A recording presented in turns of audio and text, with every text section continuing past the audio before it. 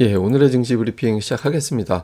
해외 쪽에서 넘어왔던 재료들을 보면 이제 퍼스트 리퍼블릭이 결과적으로는 JP 모건으로 넘어가게 됐죠. 예전에 이제 워싱턴 뮤추얼 망하고 그걸 이제 JP 모건이 가져갔었는데 그 이후에 가장 큰 은행을 또다시 JP 모건이 가져가게 되는 그런 결과를 내놨습니다. 특이한 거는 이게 해결이 됐는데 비트코인이 왜 빠지지? 이제 이게 진행되는 과정에서 연준에서 돈을 되게 많이 풀었잖아요. 연준에서 돈을 많이 풀면 그게 이제 비트코인이 반응을 하는 그런 패턴이 이전에 좀 나왔었거든요. 그러니까 이제 연준이 더 이상 돈을 안 풀겠구나. 또 이런 어떤 식으로 전환되다 보니까 이제 비트코인은 빠지고 금융주는 올라가고 그러니까 이런 구도가 좀 만들어졌었고요.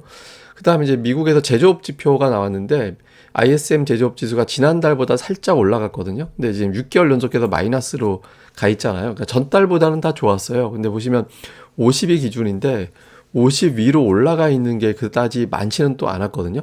전달보다 좋아졌다라는 거는 긍정적. 그런데 50 이하를 유지하고 있다라는 거는 경기가 나빠지나 보다. 이건 또 부담스러운 거. 그러니까 이제 또 이것도 역시 재료상으로는 좀 어정쩡한 그런 역할을 좀 했고.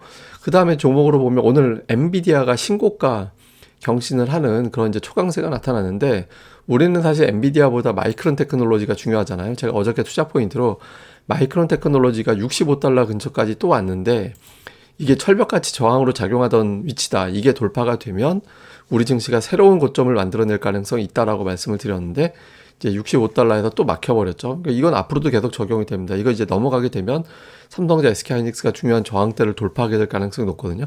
하이닉스 핵심 저항대가 6만 1천 원 정도 됩니다. 9만 1천 원.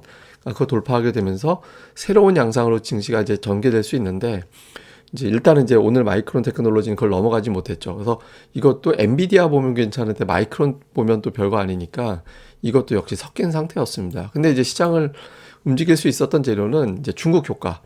예, 중국이 이제 노동절 보복 여행이 폭증을 해서 소비라든가 이런 데이터들이 상당히 잘 나왔다더라.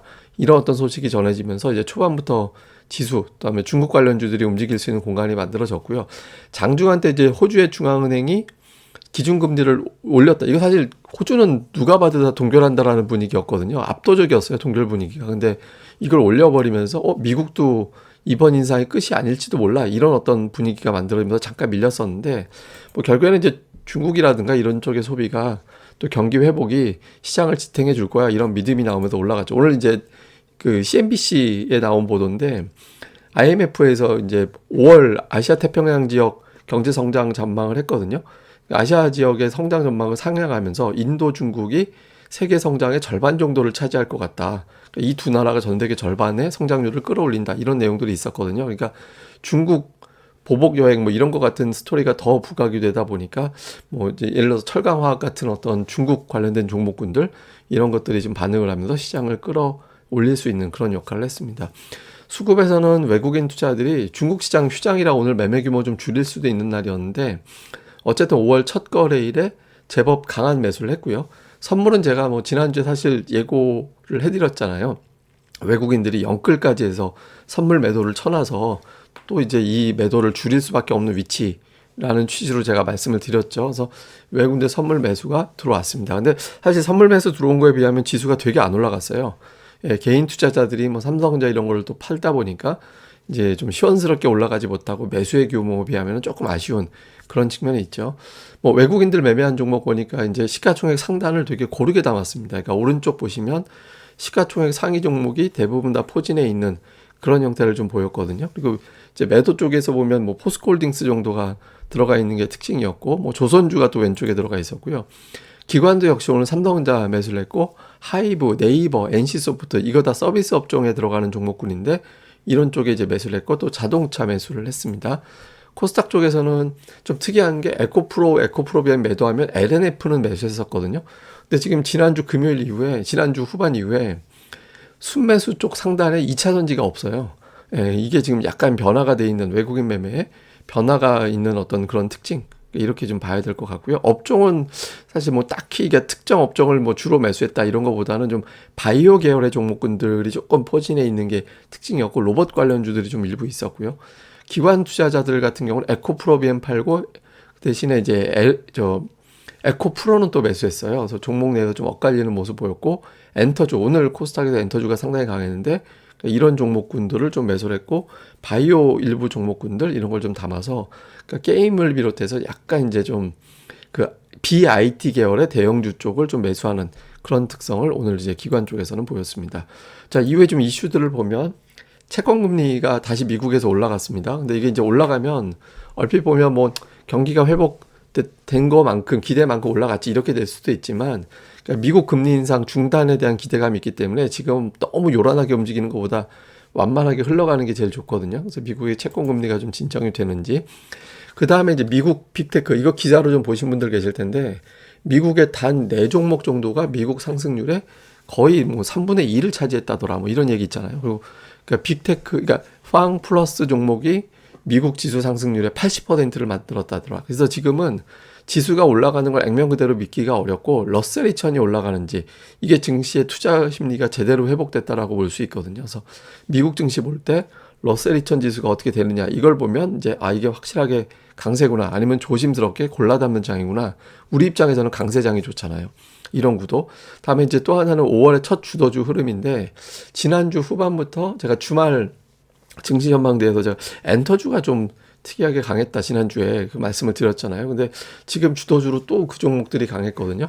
그러니까 이게 이제 그대로 갈지, 아니면 이제 에코프로 실적 이후에 이제 2차 전지 쪽이 조금 주춤거리는, 사실 주말 사이에 2차 전지 노이즈들이 좀 있긴 했거든요. 근데 어쨌든 그걸 또 매수 기회로 활용하는 쪽도 있을 수 있으니까 이 구도가 어떻게 되느냐. 이게 제가 계속 말씀드리지만 자동차, 반도체, 철강, 화학 뭐 이런 구도로 가는 게 지수 상단이 조금 더 힘있게 올라갈 수 있고 상승 종목이 많고 이런 구도가 될 수 있거든요. 근데 엔터라든가 2차 전지라든가 뭐 게임이라든가 뭐 이쪽에서 움직이면 경기에 대한 자신감이 없다라고 봐야 되니까 상승 종목도 많지 않고 상단도 좀 막히는 그런 흐름이 될 수 있거든요. 그래서 요 구도를 주목해 볼 필요가 있습니다. 근데 제가 이제 뭐 한동안 ADR 얘기 되게 자주 했었잖아요. 그러니까 지금은 ADR이 낮은 수준이기 때문에, 잘 보시면 제가 ADR이 장중에 코스닥 74.8 찍었다고 말씀드렸던 그날부터 바닥치고 이제 코스닥이 올라온 거거든요. 그래서 아직은 ADR이 높은 수준이 아니기 때문에 그러니까 종목 장세는 이어질 가능성이 높습니다. 그래서 지금은 지수보다는 이제 주도주 구도, 수급 여기에 좀 집중해 보시는 게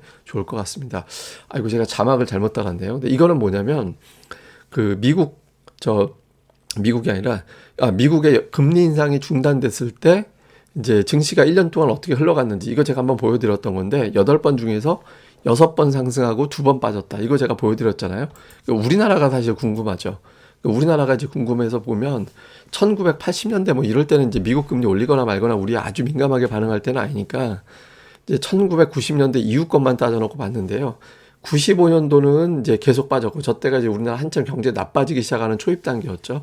그때 이제 빠졌고, 2000년 이후에는 1개월 후에는 올라갔지만 1년을 보면 그때 이제 IT 버블 막 이런 것들 터질 때라도 이제 빠졌고요. 2006년, 2018년도에는 전부 다 이제 1개월 후, 1년 후 다 올라가는 그런 형태를 보였거든요. 그래서 미국의 이제 금리 인상 중단 자체는 2000년대 이후에는 뭐 대형 어떤 악재, 경기가 치명적인 상황을 초래하는 악재가 아니고서는 좀 비교적 긍정적으로 작용하는 경우가 조금 더 많긴 했습니다. 근데 이번에는 반론이 있어요. 그러니까 인플레이션이 높은 상태에서 금리 인상 중단은 그렇게 좋은 측면은 아니다. 뭐 이런 어떤 주장도 일부는 있거든요. 그래서 향후에 이제 물가 관련된 데이터가 어떻게 되느냐에 따라서, 그러니까 물가 관련 데이터가 좀 떨어져 주고 미국의 앞자가 이제 3자 보이는 페이스로 간다라면 이제 시장이 조금 좀 자신감 있게 뭐 금리 인하에 대한 어떤 분위기도 나올 수 있으니까 그런 형태로 갈 가능성이 생기는 거고, 이제 막 한 달에 0.1%포인트 이렇게 내려가면 이제 좀 안 좋은 방향이 되는 거고, 그 구도를 봐야 되는데요. 그러니까 지금으로서는 그렇게 딱히